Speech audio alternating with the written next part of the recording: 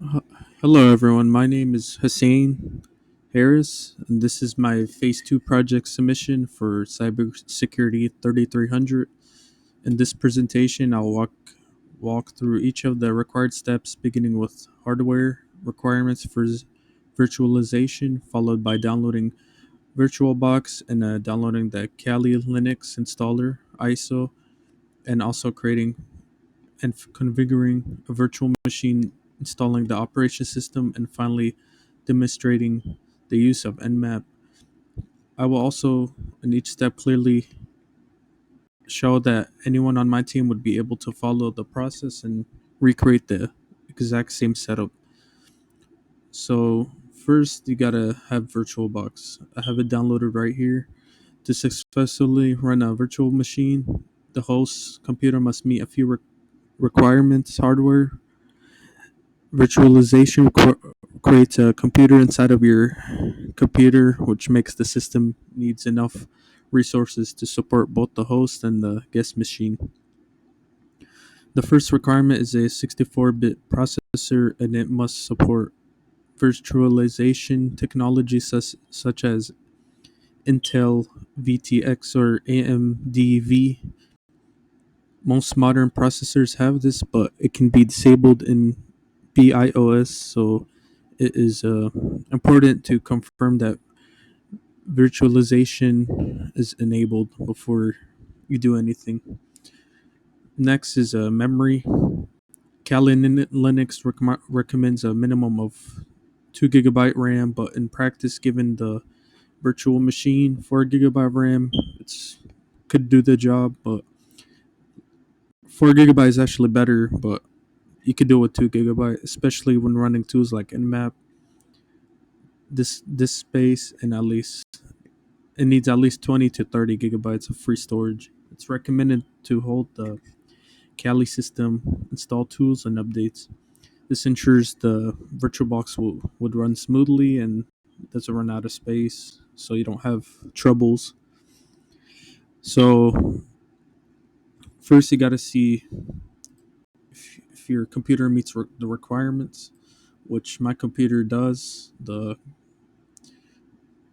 processor, RAM, and system type.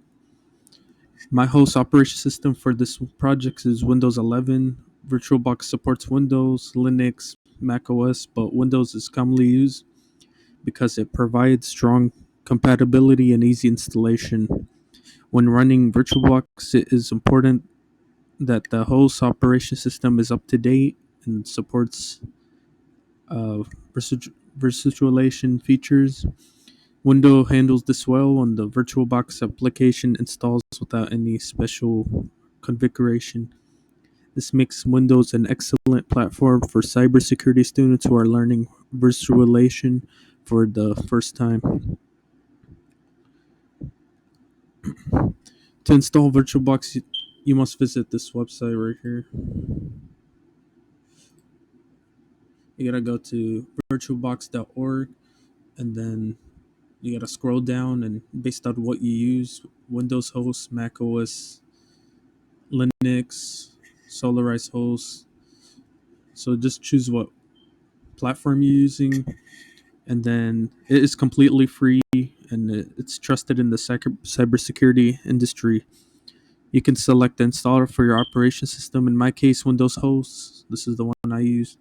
Once downloaded, the installation is pretty straightforward. You simply run the installer and then follow the default settings. It also supports an extension pack, which adds extra features, but for this project, the standard installation is enough.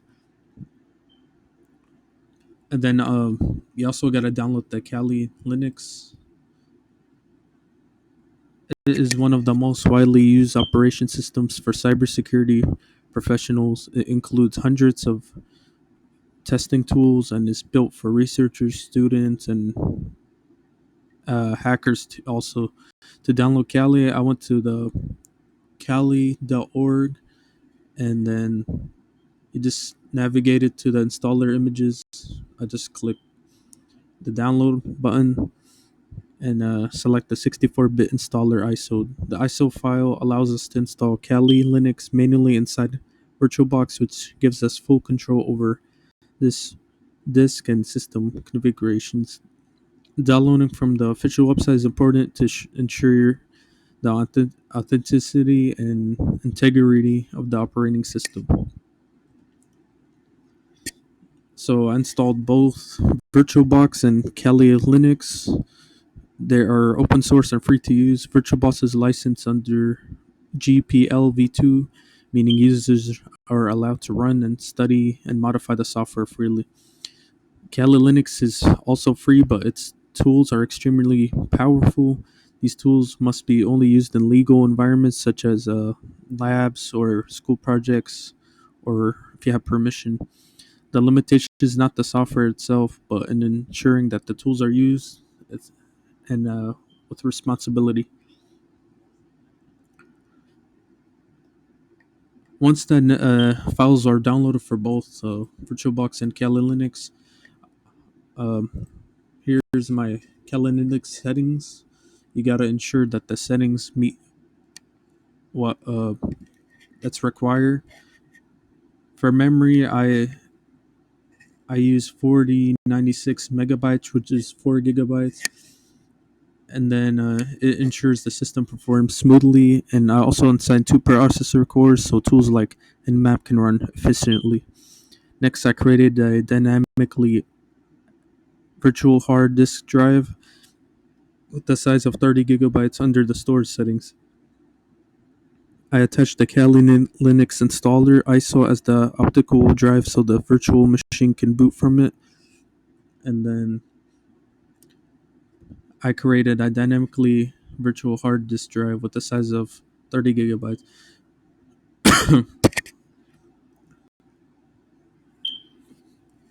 It begins by the Kali Linux installation begins by selecting the graphical installer through the out the step. I created the host name as Kali Linux, and then I chose guided use entire disk for partitioning, which is recommended for beginners since it manages the layout automatically. So I'm about to just start it. I'll put my password.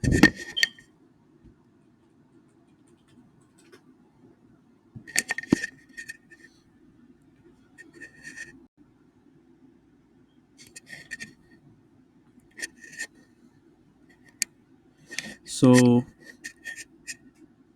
for this demonstration, I opened the terminal in Kali Linux and ran the following commands right here: nmap stpna scanme.nmap.org. The ST optional performs a TCP connect scan.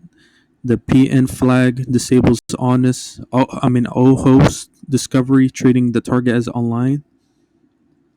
And the A optional option enables advanced features like OS detection, version detection, and trace routes.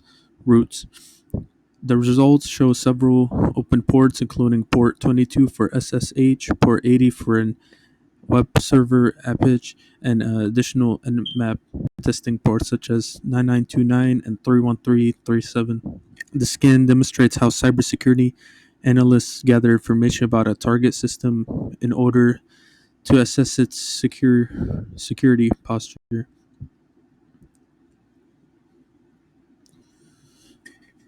So, in conclusion, this video demonstrated the full process of preparing a virtualized cybersecurity environment using VirtualBox and Kali Linux. I reviewed the hardware requirements, operating system requirements, and the steps needed to download and install both VirtualBox and Kali installer ISO. I showed how to properly configure a virtual machine, hardware resources, and also attach the installer and complete the installation of Kali Linux. Finally, I performed the Nmap scan and interpreted the results, demonstrating how such tools can provide a valuable information about system configurations, open ports, and potential vulnerabilities. This entire environment provides a safe, controlled place for cybersecurity, learning, and experimentations.